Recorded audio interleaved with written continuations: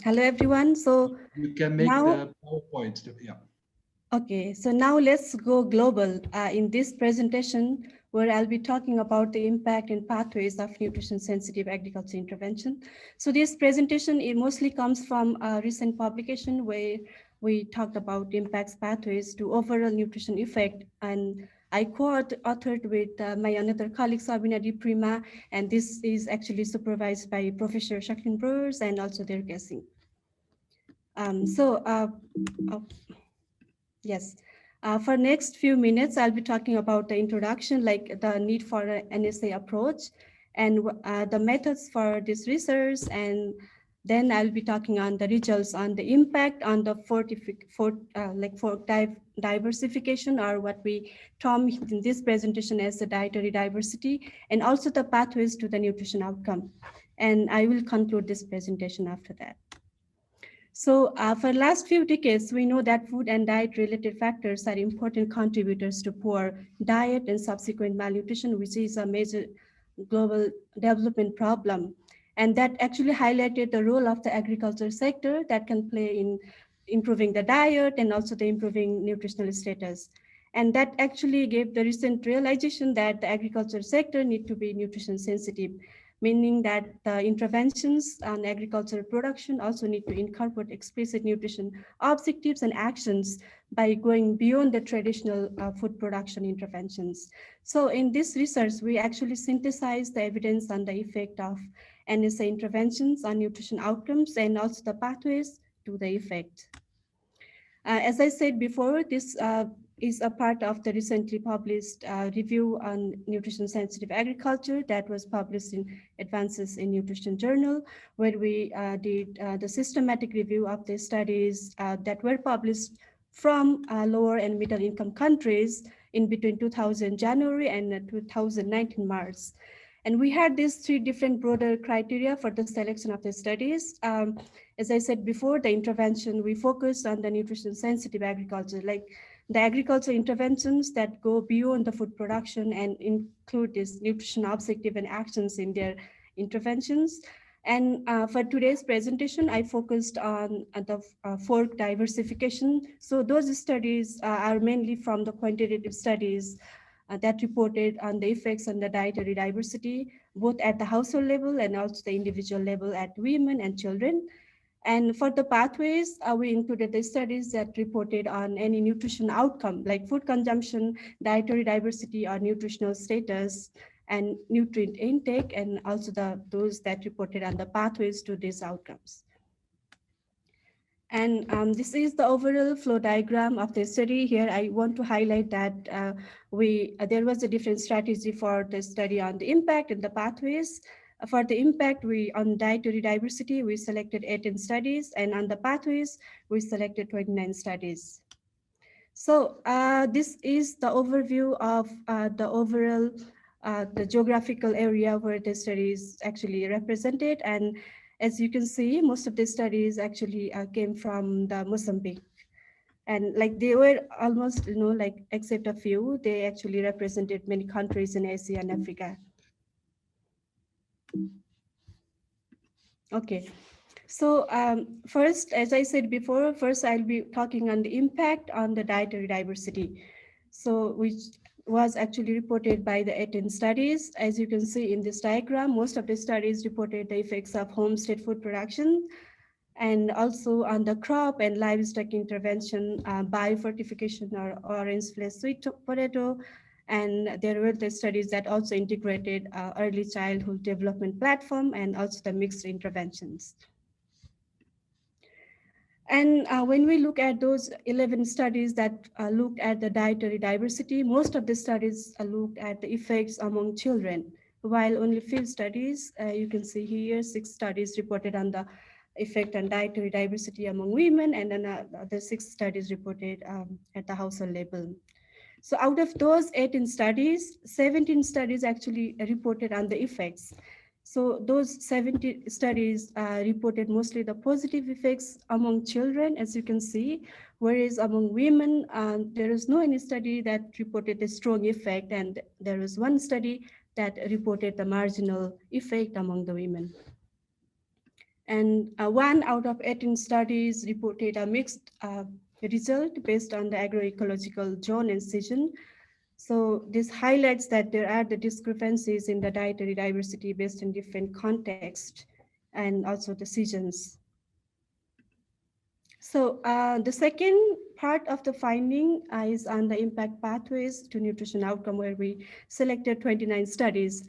You can see this diagram is very complex, where we started, looked at the interventions, and we mapped the evidence on the effect and the pathways across each temporal stages of the pathways to the nutrition outcome.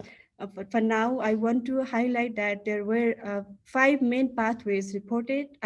As we know, this, for example, the food production, nutrition-related knowledge, and agricultural income, and women empowerment, and strengthening of local institutions. Also, like a lot of studies, they also talk about food price at the policy level, but because we focused this study on the smallholder production at the community level, so none of the studies actually reported on the effects on the food price. So next, food production. Out of the 29 studies, like most of the studies reported the production of food on the smallholder production, like vegetable at household level, vegetable at school, orange flesh, sweet potato, animal source food, fruits, legumes, nuts, and pulses, and also the cotton seed. This cotton seed production was actually like not targeted by the project, but then when they did the analysis, they found a positive effect on the increase in the cotton seed production, and this was from Zambia. And then out of those 17 studies, 15 studies also reported an improved dietary practices, like be it through food consumption, dietary diversity, or nutrient intake. And one of the studies reported the association between greater vegetable production and improved dietary diversity. The knowledge, as I said before, because almost all the studies included nutrition actions, they had this nutrition education component in their production projects. So due to this region, they also, kind of map their effect on the knowledge on nutrition, water sanitation, and health-related information. And they found that these projects actually had also effects on the change in the knowledge, for example, the micronutrients, food, safe food preparation, vitamin A, infant and young child feeding, children's knowledge and nutrition, and also on health and disease-related topics. So out of the 15 studies, 11 studies also reported on the dietary practices, and another 4 reported on the care practices, like mostly the children's care practices on breastfeeding, infant and young child feeding, and hygiene and hand washing practices.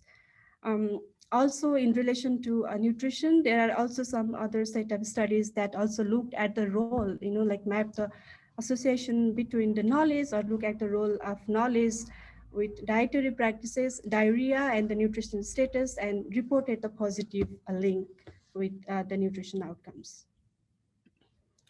Agricultural income, comparatively fewer studies reported on the agricultural income, and the income mostly came from food products such as vegetable, and also at the school, also schools were also using, like the vegetable garden as a source of income for school-related expenditure, and the animal source food products, orange flesh, sweet potato, intercrops, the food processing, and whereas only 1 study is reported on the income from agricultural employment and the non-food product.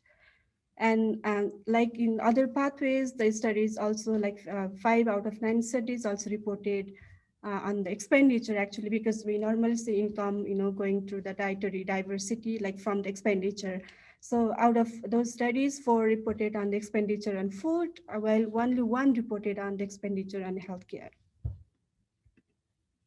Women empowerment, this is very different, like unlike in other pathways, this is a bit, kind of heterogeneous effect, like mostly like, because we looked at the 2 sub-pathways from women empowerment. The first was in relation to the intra-household decision-making and the resource allocation. And the second was in relations to the women time. So in terms of decision making, many like after those six, many studies reported the positive effect. For example, there are two studies that looked at the wasting. The women empowerment also reduced a certain percentage of wasting. But when we look at the women's time, there was a trade-off between the time allocated for the agriculture and the time allocated for the domestic work. So this is very kind of complex situation where we are also promoting the agriculture and also nutrition, together, but we see this kind of trade-offs. So this was one of the challenges that was reported in one of the projects, also from Zambia. Another pathway, the strengthening of local institutions. Out of those 29 studies, 10 studies actually involved local institutions during the implementation. For example, we also heard from previous presentation from Vietnam that like these projects also included agriculture, health, and education sectors, like local institutions.